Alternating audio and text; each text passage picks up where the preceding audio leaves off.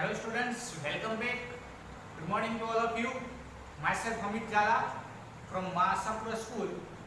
Today in this video, I will continue subject economics of standard 12. Chapter number 5, poverty. Dear students, last हमने जो video shoot किया था उस video के अंदर हमने डिस्कस किया था causes of poverty, reasons of poverty. कौन से रीजन के कारण poverty increase होती है. आज हम डिस्कस करने वाले हैं measures to reduce poverty. Poverty को हम कैसे रिड्यूस कर सकते हैं, ऐसा हम क्या करें कि जिससे पुअर्टी रिड्यूस हो जाए. तो इसके बहुत सारे मेजर्स आपको जो है आपके टेक्स्ट बुक के पेज नंबर 59 पर दिए गए हैं. ये question very most time question है फॉर बोर्ड एग्जामिनेशन फॉर 5-1. इसके टोटल 7 मेन पॉइंट्स है और उसके बाद कुछ जो है 8 जितने सब पॉइंट्स है. तो हम शुरुआत करते हैं मेजर्स टू रिड्यूस पॉवर्टी के अंदर. फर्स्ट पॉइंट के अंदर फर्स्ट दिया गया है टू इंक्रीज एग्रीकल्चर प्रोडक्टिविटी. यहां पर यह बताया गया है कि अगर एग्रीकल्चर सेक्टर का डेवलपमेंट नहीं किया जाएगा या तो फिर उसके लिए कुछ भी नहीं सोचा जाएगा तो एग्रीकल्चर सेक्टर के अंदर प्रोडक्टिविटी कम होती जाएगी. अगर आपको पुअर्टी रिड्यूस करनी है और एग्रीकल्चर सेक्टर में प्रोडक्टिविटी इंक्रीज करनी है तो आप सबसे पहले फार्मर को सपोर्ट करो, फार्मर को हेल्प करो, फार्मर के एग्रीकल्चर सेक्टर में कुछ ना कुछ चेंजेस करने की कोशिश करो, पब्लिक रिलेटेड प्रोग्राम्स करो, फार्मर को नई टेक्नोलॉजी के अकॉर्डिंग इन्फॉर्म करो, अवेयर करो, कुछ नए रिसोर्सेस रिजनेबल रेट पर लेकर आओ, इंफ्रास्ट्रक्चर फैसिलिटी प्रोवाइड करो एंड मैक्सिमम प्राइस फार्मर को मिले गुड्स एंड सर्विसेज की. तो ऐसा आपको जो है कोशिश करना पड़ेगा. अगर ऐसा करोगे तो एग्रीकल्चर सेक्टर में ऑटोमेटिकली जो है प्रोडक्टिविटी इंक्रीज हो सकती है. तो ये था फर्स्ट स्टेप्स कि अगर एग्रीकल्चर सेक्टर में अगर आपको प्रोडक्टिविटी इंक्रीज करनी है तो आप इस तरीके से कर सकते हो. फार्मर को हर एक जगह से सपोर्ट करो और फार्मर को नई टेक्नोलॉजी के बारे में गाइडेंस प्रोवाइड करो या कुछ भी करो. तो इस तरीके से आप जो है एग्रीकल्चर सेक्टर में प्रोडक्टिविटी इंक्रीज कर सकते हो. Second one is development of small scale industries. Small scale industries का सबसे ज्यादा कंट्रीब्यूशन हमारे ग्रॉस नेशनल इनकम के अंदर भी है. जिस पर्सन को बड़ी कंपनी में जॉब नहीं मिलती वो कहाँ पे जॉब करते हैं, स्मॉल स्केल इंडस्ट्रीज के. तो स्मॉल स्केल इंडस्ट्रीज भी नेशनल इनकम के लिए सपोर्ट करती है. नेशनल इनकम के अंदर कंट्रीब्यूशन होता है स्मॉल स्केल इंडस्ट्रीज का भी. और हमारी ये रिस्पॉन्सिबिलिटी अराइज होती है कि हम स्मॉल स्केल इंडस्ट्रीज को भी एनकरेजमेंट करें और उसको भी डेवलपमेंट करने की कोशिश करें. अगर ये किया गया तो पॉवर्टी ऑटोमेटिकली रिड्यूस हो सकती है. Now third one is development of unorganised sector. Unorganised sector यानी कि जो हमारे घर के आसपास वेजिटेबल के वेंडर्स है, जो मेसन्स है, जो कंस्ट्रक्शन सेक्टर में जुड़े हुए हैं, एग्रीकल्चर के साथ जुड़े हुए एग्रीकल्चर लेबरर, वेंडर, इस सब के डेवलपमेंट के लिए भी कुछ ना कुछ किया जाए. इम्प्रूवमेंट करो कंडीशन के अंदर के वर्कर भी कुछ ना कुछ कर सके. और नेशनल कमीशंस ने रिकमेंडेड किया है एम्प्लॉइज के लिए या तो फिर वेंडर के लिए life insurance, health, old age pension scheme, social security measures. इससे क्या होगा कि इनका भी डेवलपमेंट हो सकता है. तो यहाँ पर पॉवर्टी रिड्यूस करनी है तो अनऑर्गेनाइज सेक्टर का डेवलपमेंट भी करना पड़ेगा.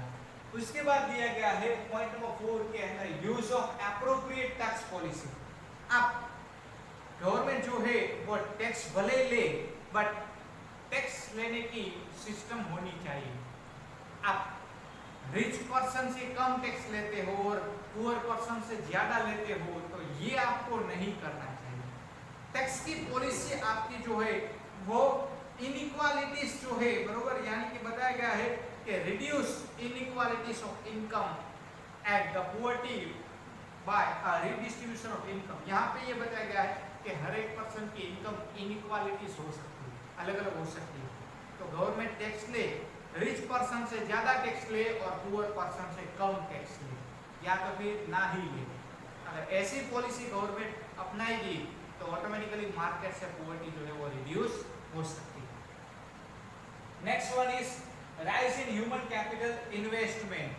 इस पॉइंट के अंदर ये बताया है developed nation where a large scale investment is made on education skills development very low level of the employment unemployment.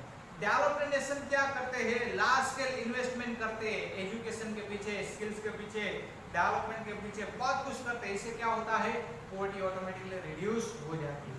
तो हमें क्या करना चाहिए कि स्किल डेवलप जो एम्प्लॉइज है, यानी कि जो एजुकेटेड है, जो ट्रेन एम्प्लॉयड है, मास्टर एम्प्लॉइज है, तो उसको हाई वेजेस मिलना चाहिए। और for that at the workplace a continuous investment is required for the training as a result. यानी कि एम्प्लॉइज के लिए ट्रेनिंग और रिसर्च के पीछे भी इन्वेस्टमेंट करना जरूरी है। इससे प्रोडक्शन होगा, वेज रेट भी मिलेगा और पॉवर्टी भी क्या हो जाएगी, ऑटोमेटिकली रिड्यूस हो सकती है। उसके बाद दिया गया है 6 point, goods and services at a reasonable rate.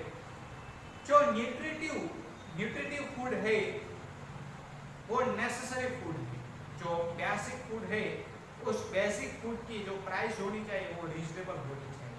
हमारे यहाँ घर के आसपास तो राशन की शॉप अवेलेबल होती है, लेकिन वहाँ पे बेसिक यूटिलिटी सर्विसेज जो गुड्स है उसकी प्राइस एकदम रीजनेबल होनी चाहिए। During the drought and scarcity the responsibility of public distribution system is more to the basic need of the poor. यानी कि इमरजेंसी सिचुएशन में भी प्राइस कम होनी चाहिए और रेगुलरली अगर जो प्रोडक्ट की प्राइस कम होगी तो कोई भी पर्सन इस प्रोडक्ट को परचेस कर सकता है। प्रोडक्ट की प्राइस हाई लोगे तो जो पुअर पर्सन है वो उस प्रोडक्ट को परचेस नहीं कर पाएगा। तो इसलिए प्रोडक्ट की प्राइस ऑलवेज लो होनी चाहिए। उसके बाद एम्प्लॉयमेंट प्रोग्राम शुरू किए गए हैं गवर्नमेंट ने, हमारी गवर्नमेंट ने एम्प्लॉयज प्रोग्राम किए हैं जिससे पॉवर्टी जो है वो रिड्यूस हो सके, और इससे भी बहुत ज्यादा एम्प्लॉयमेंट प्रोग्राम करने चाहिए। तो सबसे फर्स्ट दिया IRDP एंड SGSY। IRDP का फुल फॉर्म है integrated rural development program and SGSY का स्वर्ण जयंती ग्राम स्वरोजगार योजना। During the 6 5-year plan, various agencies started a different program for a rural poor. यानी कि ये IRDP जो है, all the program were merged in IRDP on 2 October 1980। 2 October 1980 को सभी प्रोग्राम्स IRDP के साथ मर्ज हो गए। इसका मेन पर्पस ये था कि पुअर फैमिली को जो है एंकरेज किया जाए, सेल्फ एम्प्लॉयमेंट प्रोवाइड की जाए, ये इसका मेन पर्पस था। इस प्रोग्राम के साथ IRDP के साथ बहुत सारे प्रोग्राम भी जुड़ गए। कैसे, कौन कौन? IRDP तो पहले था, second one is TRYSEM training of the youth, rural youth and for self employment program. Third one is DWCRA development of the woman and child in rural area. Fourth one is NWS millions well schemes. Fifth one is Sitra supplying improved toolkit to rural artisans. Sixth one is Ganga welfare schemes. ये सारे के सारे programme मर्ज हो गए किसके साथ? IRDP के साथ। और 1 अप्रैल 1919 से IRDP के साथ जुड़े हुए अदर प्रोग्राम भी जो है वो मर्ज हो गए और उन्होंने जो है काम शुरू कर दिया। फिर उसके बाद इस प्रोग्राम का नेम चेंज हो गया, IRDP का नेम चेंज हो गया, नेम हो गया SGSY स्वर्ण जयंती ग्राम स्वरोजगार योजना। एक और प्रोग्राम तैयार किया गया veg employment scheme. Veg employment scheme का मेन पर्पस ये था कि ऑटोमेटिकली पॉवर्टी जो है वो रिड्यूस किया जाए। यहाँ पे एग्रीकल्चर के अलावा भी जितने और सेक्टर है उसके ऊपर भी फोकस किया गया। यहाँ इस कार्यक्रम के अंदर, इस प्रोग्राम के अंदर सिर्फ एग्रीकल्चर के अलावा सेक्टर के अंदर जो भी सेक्टर है उसके अंदर एम्प्लॉयमेंट प्रोवाइड नहीं करते हैं, बट ऑल्सो ड्राउट्स के टाइम में, फ्लड्स के टाइम में, स्कैरसिटी के टाइम में, नेचुरल क्लाइमेटिक्स के टाइम में ये लोग जो है एम्प्लॉयमेंट प्रोवाइड करते हैं। तो ऐसा प्रोग्राम भी हमारी गवर्नमेंट ने स्टार्ट किया। वेज एम्प्लॉयमेंट स्कीम इंक्लूड, यानी कि वेज एम्प्लॉयमेंट स्कीम के अंदर इंक्लूडेड है जवाहर रोजगार योजना, एम्प्लॉयमेंट असिस्टेंस स्कीम। यानी कि इसका मेन पर्पस ये था कि एम्प्लॉयमेंट मिले, यानी कि आगे दिया है PMRY प्राइम मिनिस्टर रोजगार योजना। इसका मेन पर्पस क्या था तो हम देखते हैं 1990 के टाइम में, डिकेड्स में employment generation in organized sector was stagnant and public sector a negative growth was noticed. 1990s के डिकेड्स में ऑर्गेनाइज्ड सेक्टर में एम्प्लॉयमेंट ग्रोथ जो है वो बंद हो गया और वो पब्लिक सेक्टर के अंदर नेगेटिव ग्रोथ जो है वो देखने को मिला। उसमें क्या हो गया कि जो एजुकेटेड पर्सन थे वो भी अनएम्प्लॉयड बनते गए। तो इसका मेन पर्पस ये था कि जो एजुकेटेड एम्प्लॉयड है तो उसको कुछ ना कुछ जो है वो एम्प्लॉयमेंट मिले, कुछ ना कुछ कामकाज मिले। तो उसके लिए ये योजना तैयार की गई, इसका नेम है प्राइम मिनिस्टर रोजगार योजना। उसके बाद एक और प्रोग्राम किया गया NREGA. In the year 2005, National Employment Guarantee Act was accepted with the objective of creating assets through a public construction activity. Public construction activity के थ्रू नरेगा जो है ईयर 2005 में इंट्रोड्यूस किया गया, जिसका मेन पर्पस था एक पर्सन को कम से कम 100 डेज की जो है वो एम्प्लॉयमेंट मिले। और 2009 में नरेगा का नेम चेंज हो गया, एमजी नरेगा हो गया, Mahatma Gandhi national rural employment guarantee act. उसके बाद एक और प्रोग्राम हुआ हाउसिंग स्कीम, यानी कि हमारे इंडिया के अंदर बहुत सारे पर्सन्स ऐसे भी हैं जो डर्टी एरिया के अंदर रहते हैं, स्लम्स एंड ड्वेलिंग के अंदर रहते हैं, उसके खुद के घर भी नहीं होते। तो उसके लिए बहुत सारी योजनाएं हुई और ईयर 1805 एंड 86 इंदिरा आवास योजना वो started for family below poverty line, यानी कि जो बिलो पॉवर्टी लाइन एम्प्लॉय से पर्सन है उसके लिए ये इंदिरा आवास योजना स्टार्ट हुई और इसका मेन पर्पस था पुअर पर्सन को हाउस मिले। और 2013-14 में राजीव गांधी योजना जो है वो इम्प्लीमेंट हुई। सिटीज के अंदर जो भी पुअर पर्सन है जो स्लम्स में रहते उसको अपने पक्के घर मिले, इस पर्पस के साथ ये योजना स्टार्ट हुई। Due to a fast increasing problem of the dwelling in the urban area from 25 June 2015 for urban poor prime minister Awas Yojana वो स्टार्टेड, ये भी योजना स्टार्ट हुई थी। उसके बाद एक और प्रोग्राम हुआ सोशल सिक्योरिटी स्कीम। इसका मेन पर्पस ये है कि जो भी एम्प्लॉयज है उस एम्प्लॉयज को इंश्योरेंस फैसिलिटीज मिले या बहुत कुछ मिले। As a strategy to reduce poverty in India various social security scheme were started. Unorganized sector के अंदर बहुत सारे जो है पर्सन्स डिपेंडेंट है। 9 मई 2015 अटल पेंशन स्कीम वो started in a monthly pension, यानी कि अटल पेंशन योजना स्टार्ट हुई, मंथली जो है पेंशन मिले और 60 ईयर्स से वो जो भी पर्सन है उसको पेंशन मिले, ये भी योजना स्टार्ट हुई। और जिनकी एज 18 से 70 ईयर्स के बीच में है उसको इंश्योरेंस फैसिलिटीज भी गवर्नमेंट ने प्रोवाइड की। एवरी ईयर आपके अकाउंट में से 12 रुपीज कट हो जाएंगे। और ये एक्सीडेंटल इंश्योरेंस जो है स्टार्ट किया कि अगर कुछ भी एक्सीडेंट से किसी की भी डेथ हो जाती है तो उसको जो है 2 लाख रुपीस जो है वो इंश्योरेंस मिल सकता है।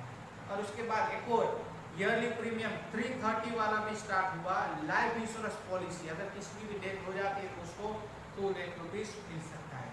तो इस तरीके से ये स्कीम्स भी जो है वो स्टार्ट हुई। लास्ट वन इज जनधन योजना। जनधन योजना यानी कि जीरो बैलेंस में बैंक अकाउंट ओपन करवाना, ये ऐसी योजना गवर्नमेंट ने स्टार्ट की। ये योजना जो है ये फर्स्ट टाइम स्टार्ट हुई थी, कब हुई थी तो 28 अगस्त 2014 को जब फर्स्ट टाइम स्टार्ट हुई तब 1.5 करोड़ पीपल ने जो है अकाउंट ओपन करवाए। 0 रुपीज से आप अकाउंट ओपन करवा सकते हो और अभी 8 जनवरी तक जो है उसके अकाउंट जो है वो 12.58 करोड़ जो है वो अकाउंट हो चुके थे जब ये एस्टैब्लिश हुआ था तब। इन्वेस्टमेंट जो है रुपीज 10,590 करोड़ का इन्वेस्टमेंट हो चुका है। जनधन योजना के फीचर्स क्या है? ऑब्जेक्टिव ये है कि बैंकिंग फैसिलिटीज मिले, per capita and reduction in region inequalities योजना वो started and main purpose is subsidy जो है वो आपके अकाउंट के अंदर मिले, इस पर्पस के साथ जो है ये योजना स्टार्ट की है। जीरो बैलेंस से ये स्टार्ट किया गया था। और उसके बाद आप जो 5,000 रुपीज का ओवरड्राफ्ट भी जो है इसमें अवेलेबल है, ये भी आप निकलवा सकते हो। दोस्त वो ओपन जिन्होंने 26 जनवरी से पहले जो है ये अकाउंट ओपन करवाया था उसको लाइफ इंश्योरेंस पॉलिसीज भी मिली है। तो इसके अलावा भी माइक्रो फाइनेंस फैसिलिटीज भी जो है बैंक प्रोवाइड करती है, या तो फिर बहुत कुछ जो है जनधन योजना के अंदर बेनिफिट मिलेगा। ये स्टूडेंट्स आज का हमारा ये क्वेश्चन कंप्लीट होता है मेजर्स टू रिड्यूस पॉवर्टी, और चैप्टर नंबर 5 पॉवर्टी का भी एंड होता है। नेक्स्ट वीडियो के अंदर हम नेक्स्ट चैप्टर और नेक्स्ट क्वेश्चन के साथ मिलेंगे। तब तक take care of yourself. Thank you so much. जय